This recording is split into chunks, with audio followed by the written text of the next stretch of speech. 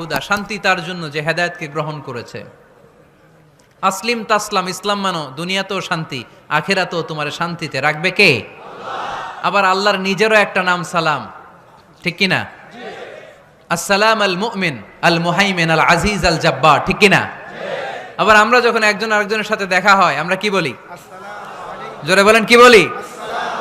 আবার যারা যে মুক্তিযোদ্ধারা দেহের তাজা রক্ত বিলিয়ে দিয়ে কবরে শুয়ে আছে তাদেরকে আমরা কি বলি?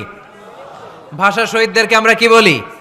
সালাম সালাম হাজার সালাম সকল শহীদ স্মরণে, আমার হৃদয় রেখে যেতে চাই তাদের স্মৃতির চরণে। পড়েন আমিন।